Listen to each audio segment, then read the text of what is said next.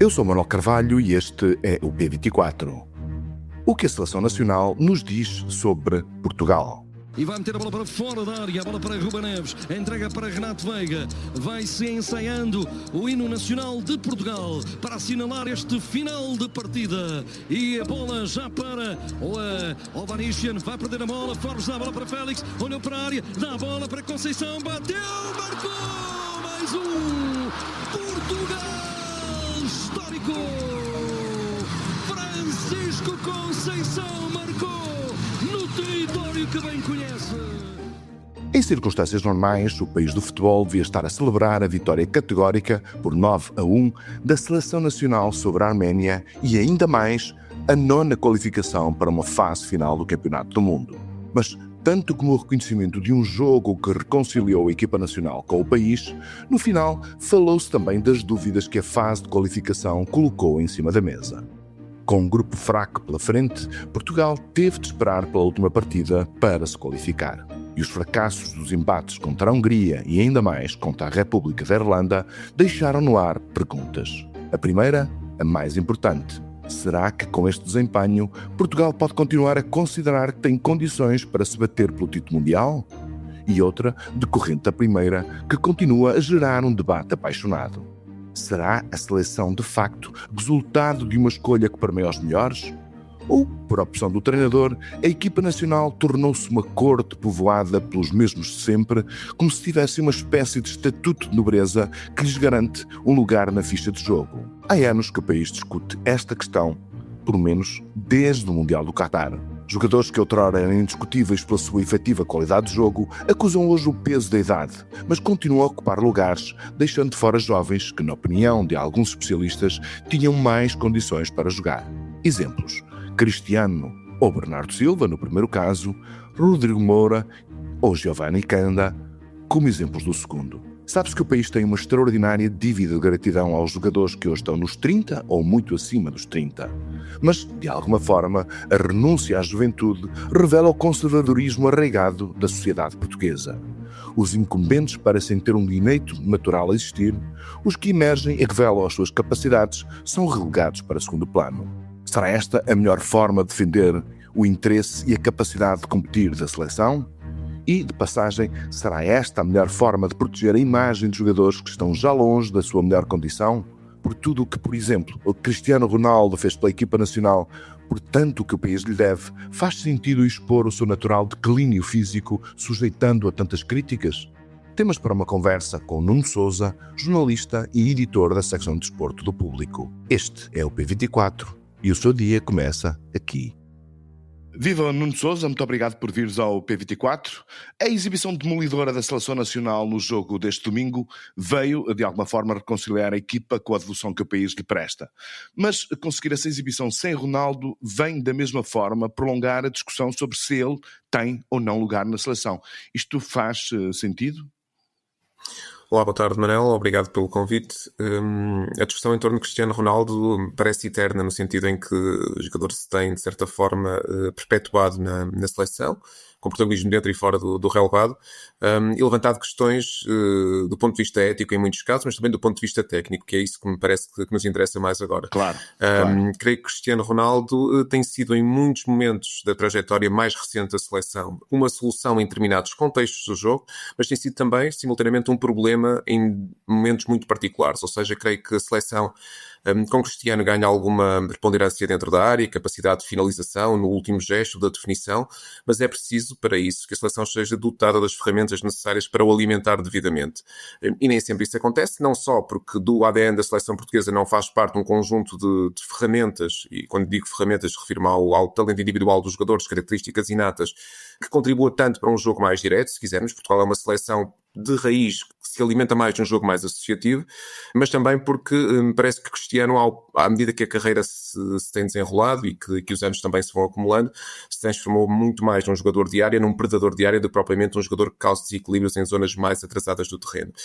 Isso levanta um outro problema à seleção, só para concluir este raciocínio, que tem a ver com a utilização ou não utilização de uma alternativa a Cristiano, que neste caso foi Gonçalo Ramos, que é um jogador que tem um perfil manifestamente diferente, que permite à seleção portuguesa coartar a primeira fase de construção dos adversários com uma pressão feita pelo avançado, no caso Gonçalo Ramos, uma espécie de trabalho invisível que Cristiano não oferece à seleção. Depois podemos discutir se em termos de finalização dá as mesmas garantias ou não, mas permite a Portugal jogar de uma forma diferente e condicionar o adversário de uma forma diferente. Mesmo que não marque golos, Gonçalo permite que haja brechas na defesa para que outros o façam. É isso que estás a dizer de alguma forma? Absolutamente, que Gonçalo permite muitas vezes que Portugal ganhe a bola muito mais frequentemente em zonas altas do terreno, ou seja, que tenha de desgastar-se menos para vir recuperá-la às zonas mais baixas e que, recuperando a bola em zonas mais altas, esteja, obviamente, mais perto da baliza adversária, portanto, mais perto das ações de finalização. Isto é evidente na carreira de Gonçalo Ramos no Benfica, é também bastante claro no PSG e creio que se ele ia mais na seleção, se tivesse um índice de utilização mais elevado, que não tem acontecido, percebemos todos porquê. Agora, é evidente que a dimensão futebolística e extra-futebolística de Ronaldo, aquilo que representa para a seleção, a forma muitas vezes como, do ponto de vista da liderança, se quisermos também, tem impacto do resto da equipa, tudo isso é tido em linha de conta e olhando estritamente, friamente para os números continuam a ser positivos, na lógica do número de jogos realizados, do número de golos marcados, e é esse aspecto que o nosso selecionador, que Roberto Martínez, tem agarrado em demasia, na minha perspectiva, nos últimos largos meses, para justificar a titularidade quase incontestada de Cristiano Ronaldo no 11 inicial. Pronto, de facto, ele marca muitos golos e resolve muitos, continua a resolver muitos jogos, o talento dele é absolutamente indiscutível, mas fica-se um pouco com a ideia de que ele deixará de ser titular quando ele próprio decidir. A pergunta que eu te coloco é se isto, do ponto de vista até psicológico, do efeito que a liderança tem sobre os restantes elementos da equipa, se isto não causa, portanto, alguma perturbação, enfim, porque aquilo que é a primeira função de um líder é fazer escolhas e não se sujeitar às escolhas individuais do grupo que tem que liderar. Parece-te que isto pode acontecer ou pode estar a acontecer? Eu julgo que corremos sempre este risco de o rendimento em campo estar a comprometer de certa forma aquilo que é a liderança direta e indireta dentro e fora do balneário. Olhando para o exemplo do jogo anterior, creio que o simples desvario momentâneo que tenha sido de Cristiano Ronaldo naquele lance que lhe vale a expulsão e a consequência de cobertura que lhe é dada de forma absolutamente inexplicável, na minha opinião, pelo selecionador, normalizando um ato a todos os títulos reprovável e que creio em que nenhum... Que prejudicou a equipa. Absolutamente, prejudicou a equipa, em que nenhum dos jovens futebolistas de futuro se reverá, ou pelo menos deverá rever-se. Creio que essa componente de responsabilidade social também cabe ao selecionador nacional. Creio que tudo isto concorre para, de certa forma, desacreditar não o legado cristiano, que me parece que ia ser absolutamente intocável, mas aquilo que representa no momento e poderá representar também no Campeonato do Mundo dentro de alguns meses. Cumulativamente, há outro problema que se coloca que tem a ver com o espaço que está a ocupar para jogadores que neste momento, na minha perspectiva também, ocupam ou atravessam um momento de forma muito interessante e promissor, como é o caso de Gonçalo Ramos, por exemplo, e que neste ato de carreira estará sempre, ou pelo menos tem estado até agora, coberto pela sombra de Cristiano Ronaldo. E nesse aspecto eu não tenho certeza se não é desperdiçar eventualmente armas, ferramentas e o talento de uma ou outra soluções que Portugal poderia ter para a frente de ataque e que deixa de ter por força de uma utilização abusiva, sobre a utilização até, na minha opinião, daquilo que é o potencial e efetivo rendimento de Cristiano nos dias de hoje. Isso leva-te a uma outra questão, é que falaste no Gonçalo Ramos, mas enfim, há outros jogadores que num processo de transição, de preparação da seleção até para o futuro, estão em causa, jovens talentos como Giovanni Kenda, como Rodrigo Mora. Não faria sentido que nesta fase de qualificação lhes fosse dado pelo menos alguns minutos ou mais minutos para que eles pudessem, portanto, irem inserindo-se nas rotinas da equipa e criando o tal espírito de seleção que é fundamental para a coesão de uma equipa? Eu julgo que Roberto Martínez tem feito uma gestão de oportunidades relativamente ambiciosa, no sentido em que tem chamado ao espaço de seleção muitos jogadores que antes da sua chegada não tinham tido essa oportunidade. O mais recente, Carlos Forbes, que saltou diretamente do Sub-21 para a seleção nacional, e até o guarda-redes, que foi substituído episodicamente, José Sá, também vindo da seleção de Sub-21. Agora, não parece que tenha havido, ou que esteja a haver, aquilo que eu chamo continuidade na oportunidade, ou seja, há um conjunto de jogadores que têm uma passagem episódica pelo espaço de treino, apenas disso, da seleção nacional, que bebem um pouco da experiência do contacto com as estrelas maiores daquilo que tem sido a geração atual, mas que depois acabam por não ser aproveitadas devidamente. Isso me parece que há obviamente, uma lógica de tornar o grupo um pouco mais hermético, ter ali um núcleo duro de jogadores que são absolutamente inegociáveis. Por outro, creio que o contexto atual de uma fase de apuramento para um campeonato do mundo em que o número de seleções dispara para as 48 e em que torna, para a maioria das grandes seleções europeias, Portugal incluído, basicamente um mero formalismo.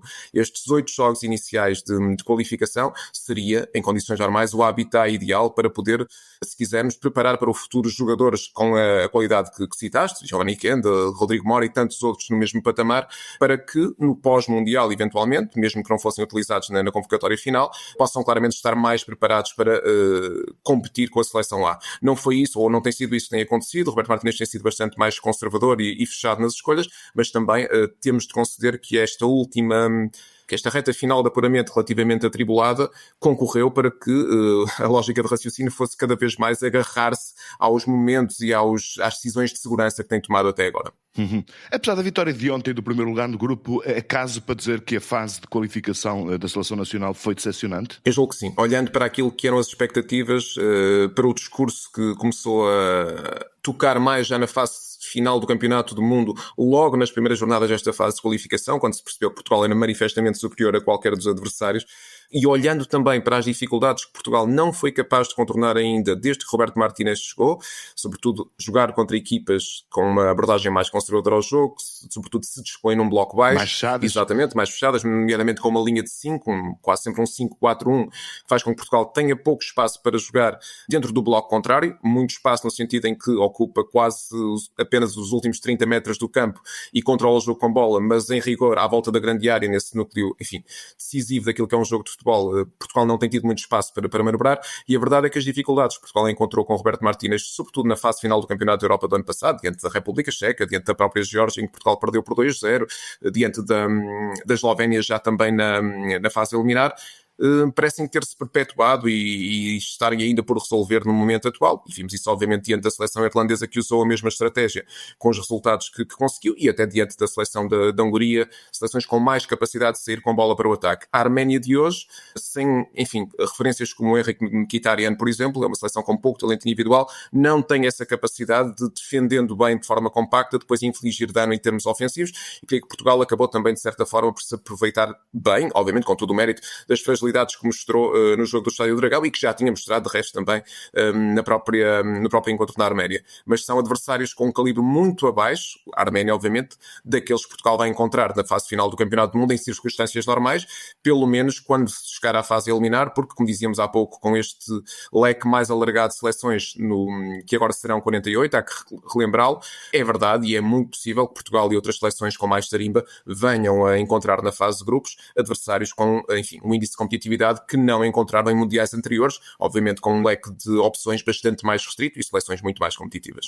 Pelo que vimos nesta fase de qualificação, e atendendo até essas fragilidades que tu elencaste aqui sobre o desempenho da seleção portuguesa, faz sentido continuar a dizer que Portugal está entre o leque dos favoritos do próximo Mundial? Pelo talento que continuamos a encerrar, pelo know-how que temos, pela experiência que estes jogadores já têm em fases finais de grandes competições, diria que faz sentido, até porque olhamos para o panorama internacional e é evidente que podemos apontar sempre seleções como a Espanha, a Inglaterra, se conseguir agora fazer uma mudança de chip também, parece uma equipa mais detalhada para conseguir ser competitiva em fases finais, sempre uma Alemanha que acaba por ser, enfim, diria uma incógnita, tem tido rendimento muito intermitente nos últimos anos, mas há sempre grandes seleções, e estou a falar neste momento apenas das europeias, na própria França, como é evidente, depois olhando mal lá para fora a Argentina, o Brasil, que é sempre também uma seleção a ter em conta, há seleções que me parecem a mim mais talhadas para competir em fases finais, numa lógica de um mês e pouco, do que a seleção portuguesa. Agora, em rigor, creio que Portugal não pode nunca, não deve, por direito, afastar-se do lote dos favoritos, 5 ou 6 favoritos, creio que Portugal tem talento para isso.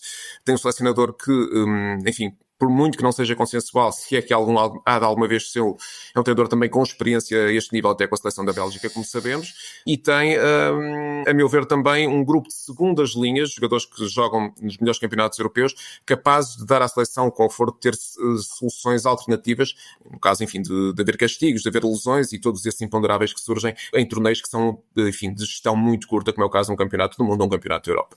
Muito bem. Nuno Sousa, muito obrigado por teres vindo ao P24, foi um privilégio ter-te aqui connosco. Até uma próxima. Muito obrigado, Manel. Um abraço.